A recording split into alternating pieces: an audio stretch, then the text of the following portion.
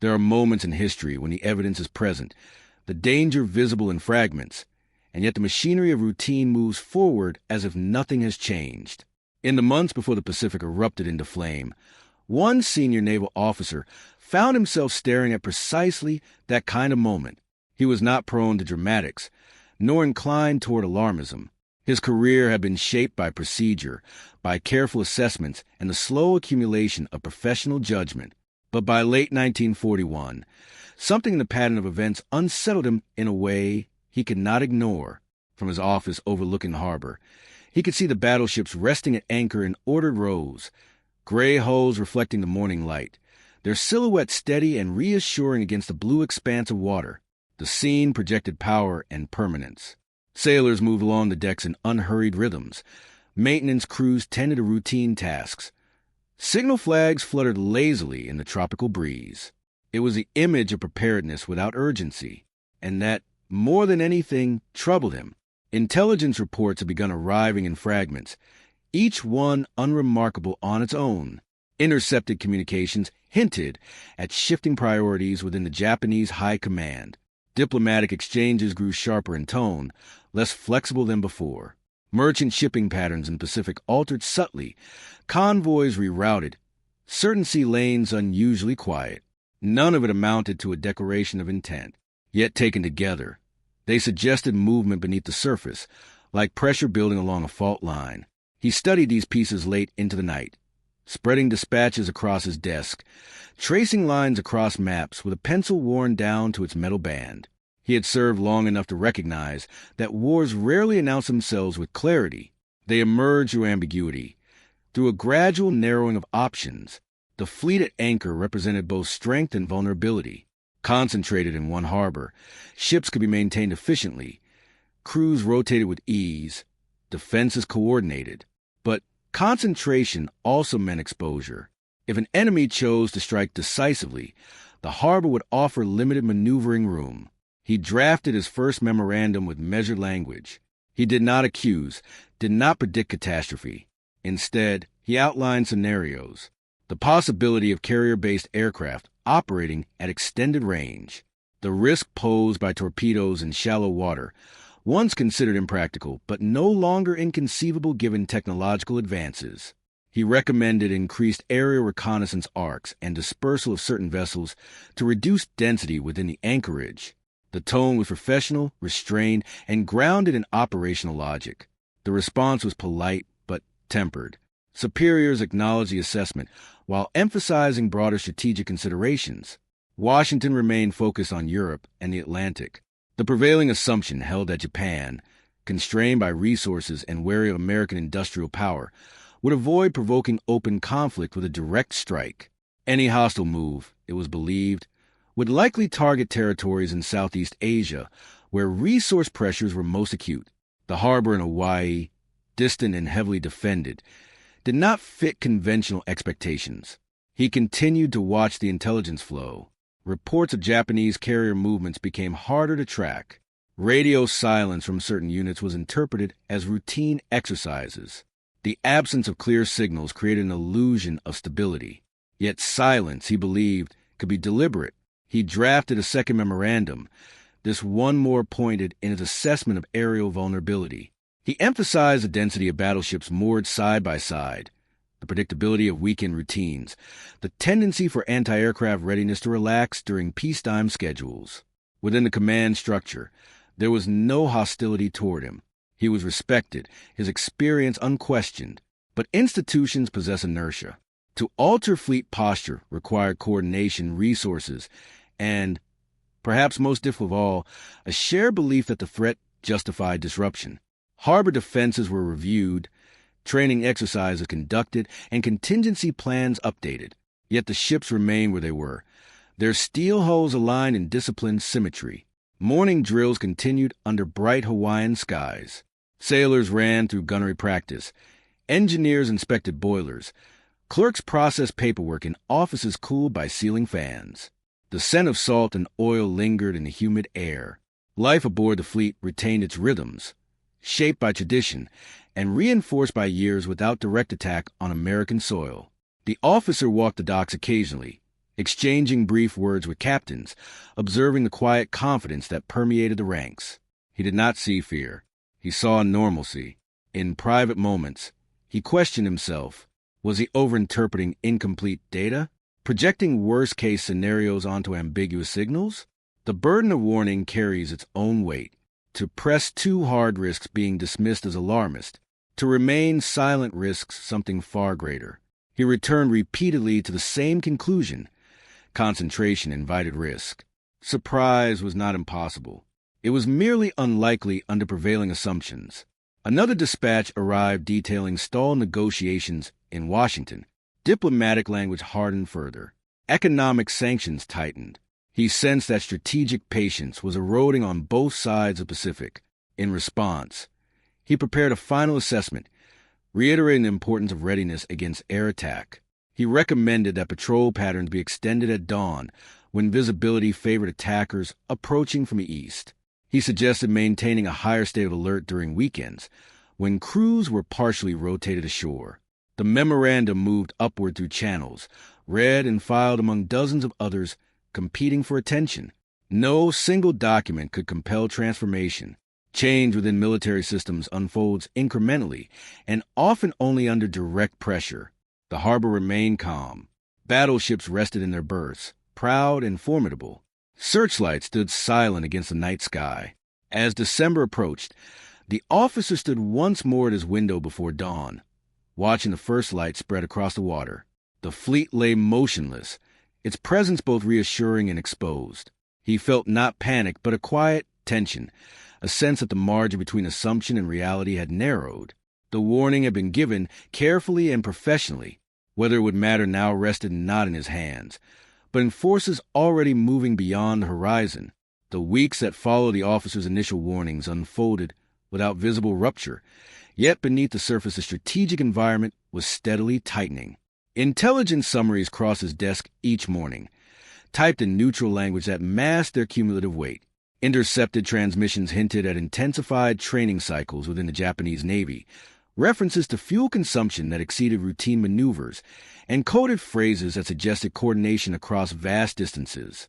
None of these messages declared intent. They required interpretation, judgment, and a willingness to imagine scenarios that challenged accepted doctrine.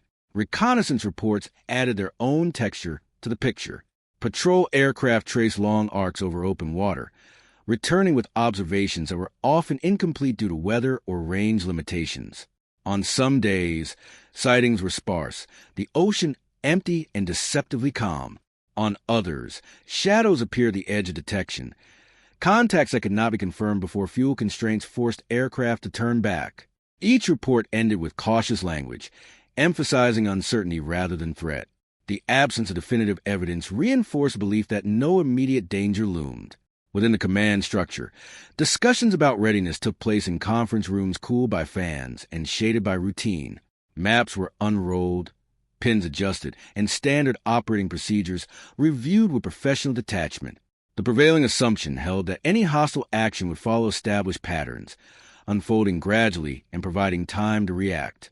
Surprise attacks were discussed in theory, acknowledged as possibilities, but rarely treated as imminent realities. The officer found himself listening to briefings that addressed risk while quietly discounting it. His own assessments grew more detailed, not louder. He annotated intelligence summaries, cross-referenced shipping data, and compared training schedules against known Japanese capabilities. He noted the increasing emphasis on carrier aviation, the refinement of long-range strike coordination, and the disciplined radio silence that made tracking movements more difficult. These observations were forwarded through proper channels, accompanied by recommendations framed as precautionary rather than urgent. He understood the institutional aversion to overreaction. Raising alarms without incontrovertible proof could erode credibility. Logistics planning continued along established lines. Fuel allocations were calculated for exercises, maintenance windows scheduled months in advance, and crew rotations arranged to balance efficiency and morale. Anti-aircraft drills were conducted, but often as scripted evolutions rather than stress-tested responses. Ammunition was stored securely below decks, ready but not always immediately accessible. The harbor remained a place of order, its routines reinforcing the sense that control rested firmly with those in charge. The officer's concerns increasingly set him apart, not through open conflict but through subtle isolation. Colleagues listened politely, nodded at familiar points, and returned to their own priorities. The machinery of command favored consensus and continuity. Deviating from established posture required not just evidence, but collective belief. In the absence of a clear trigger, the system defaulted to stability. He sensed that his warnings were being absorbed intellectually while resisted emotionally. Even the physical arrangement of the fleet reflected this inertia. Battleships remained moored in close formation, their proximity simplifying defense coordination while magnifying vulnerability. Destroyers and cruisers occupied predictable berths, their patrol patterns governed by schedules known well in advance. From the air, the harbor presented a coherent, almost inviting geometry. The officer imagined what such a layout might look like to a distant observer, assessing targets through binoculars or reconnaissance photographs. Weather patterns offered another layer of false reassurance. The Pacific skies were often clear, with cloud cover scattered and benign. Long-range patrols relied on these conditions, yet the same clarity could favor an approaching force willing to exploit it. The officer noted how often assumptions about weather favored defense by default, overlooking how attackers might plan around those same variables. Nature, like intelligence, could be interpreted selectively. As diplomatic negotiations stalled, the language of official communications hardened, economic measures tightened, and rhetoric on both sides sharpened. Yet even these developments were framed as pressures intended to compel compromise rather than preludes to conflict. The belief that rational actors would avoid catastrophic escalation persisted. The officer recognized the logic, but he also recognized its fragility. History, he knew, was filled with rationalizations that collapsed under the weight of misjudgment.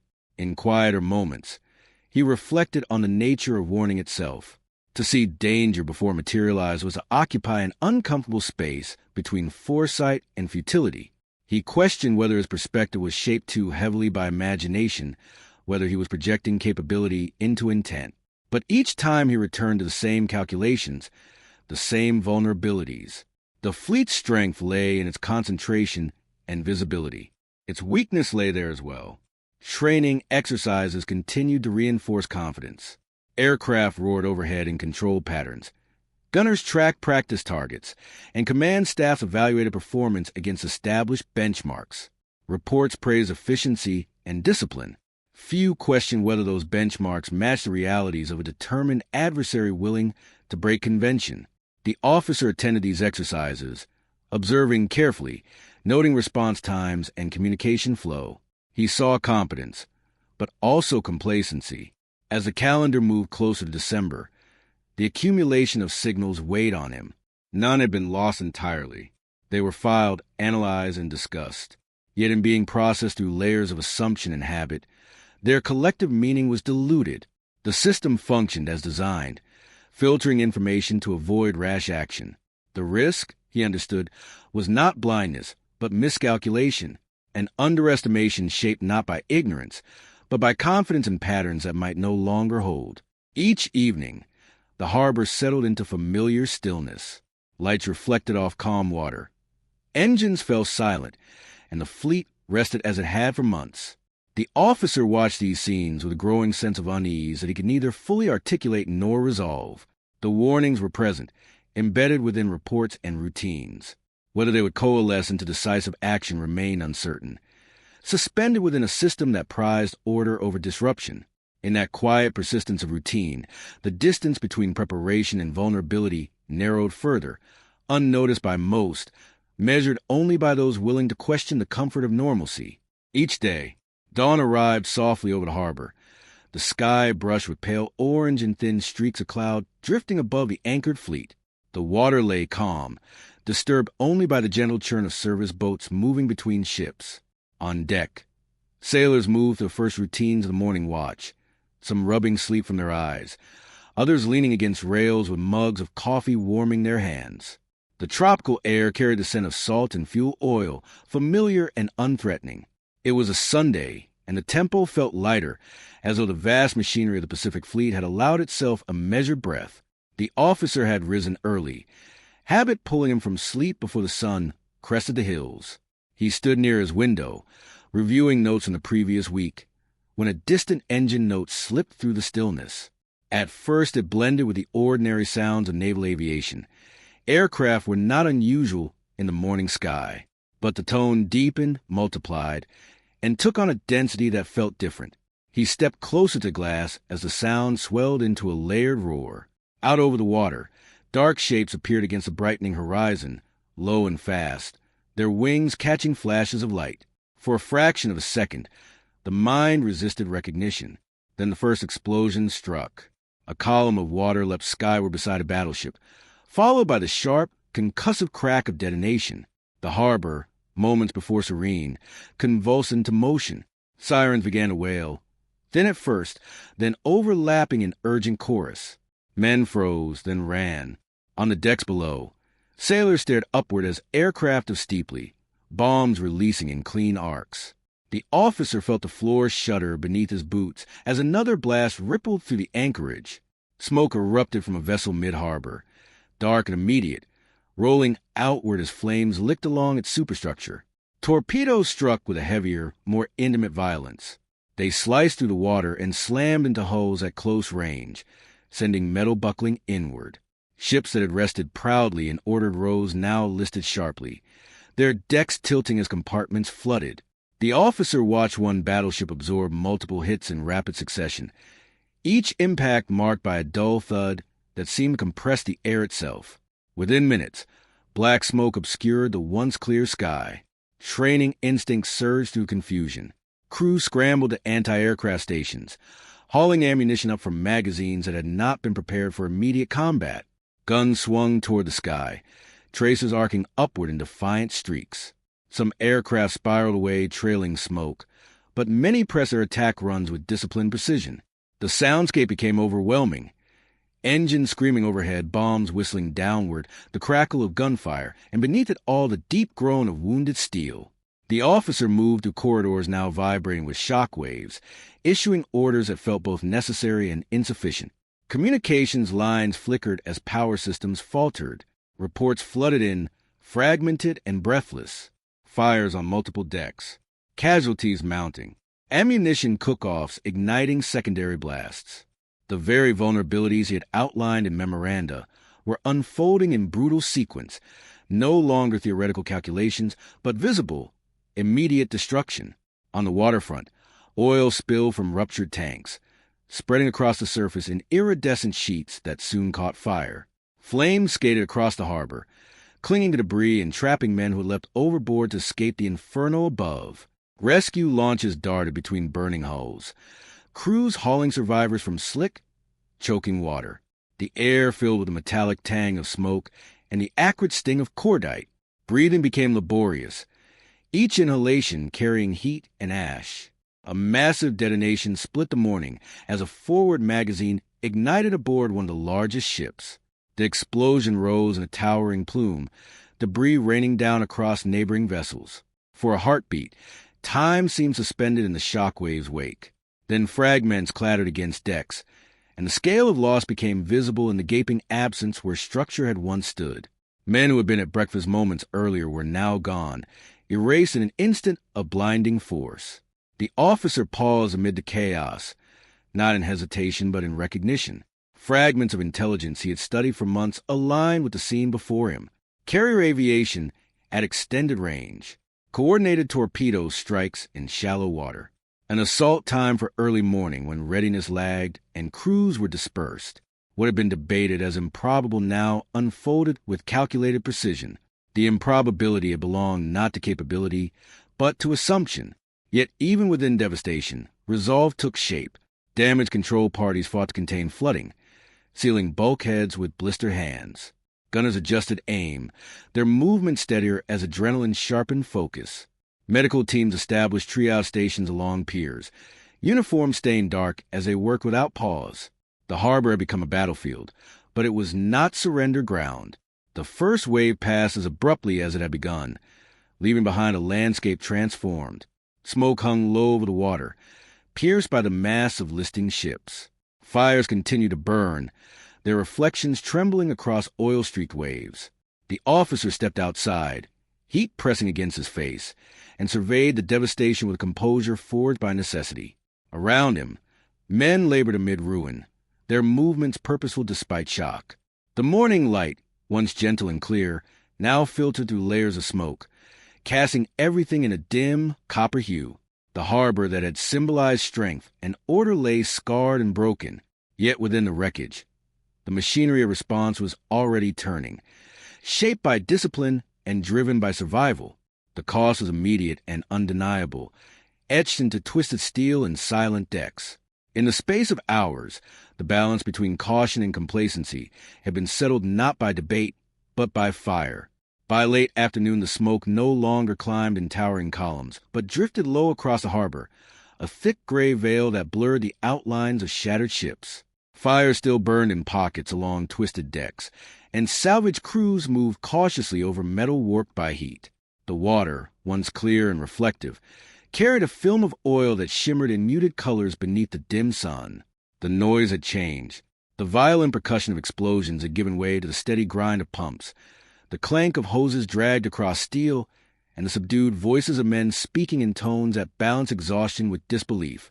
The officer walked the waterfront slowly, boots slipping on damp planks. He paused beside a capsized hull, where divers prepared to descend through narrow openings cut by torches. Their movements were methodical, stripped of drama, driven by the simple objective of recovering those still trapped within. He recognized faces from briefings and inspections, now blackened with soot and drawn tight by strain. No one spoke of warning or oversight. The work at hand demanded full attention. As night approached, searchlights traced deliberate arcs across the harbor, illuminating wreckage and guiding rescue launches. Medical tents stretched along the shoreline, canvas sides fluttering in the humid breeze. Inside, surgeons operated under harsh lamps, sleeves rolled high, instruments laid out with careful precision despite the surrounding chaos. The wounded arrived in steady waves, some carried on stretchers, others walking with dazed expressions, uniforms torn and stained. Chaplains moved quietly between cots, offering words that carried weight beyond rank. In offices that still retained electricity, telephones rang without pause. Reports were compiled, casualty figures revised upward with each passing hour. Signals moved between Hawaii and Washington, stripped of ornament and heavy with consequence. The scale of destruction defied easy summary. Battleships that had embodied national power lay crippled or sunk in shallow water. Aircraft smoldered along airfields, their wings twisted and engines silent. The realization settled in gradually. The attack had not been a probing strike, but a calculated blow intended to disable the Pacific Fleet in a single morning.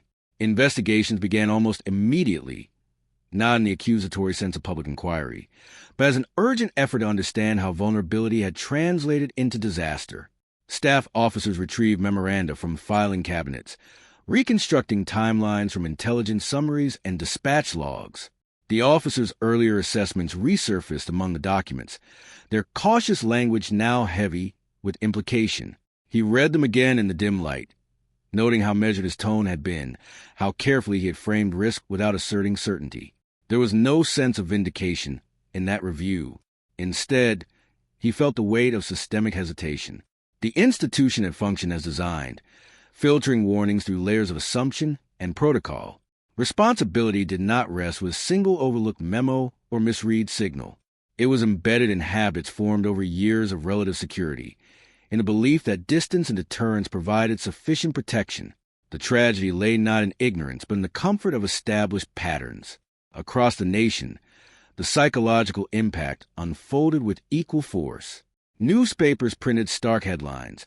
Radios carried urgent addresses that reached into homes far from the Pacific, shock hardened into resolve with remarkable speed. Recruitment offices filled, factories extended shifts, and political divisions narrowed in the face of shared threat. The harbor's burning ships became symbols not only of loss, but of awakening. Strategic priorities shifted overnight, resources redirected toward mobilization on a scale previously debated but not enacted. Within the fleet, the process of salvage and repair became a form of defiance. Divers worked in murky water to patch hulls and assess structural damage. Cranes lifted debris piece by piece, revealing compartments scarred but not beyond recovery. Some vessels would return to service after months of labor, their scars visible reminders of the mourning they had endured. Others would remain where they settled, permanent markers beneath the surface. The officer attended briefings where future strategy was discussed with sober clarity. Defensive postures were reevaluated, reconnaissance patterns expanded, and command structures scrutinized for weaknesses. Carrier warfare, once a supporting element, moved to the forefront of planning. The lessons were stark. Concentration invited risk, assumptions required constant challenge, and readiness could not be calibrated solely against expectation. These conclusions carried practical implications that extended far beyond the harbor. In quieter moments, he reflected on the thin margin between foresight and action. He understood that warnings alone could not compel transformation without collective conviction.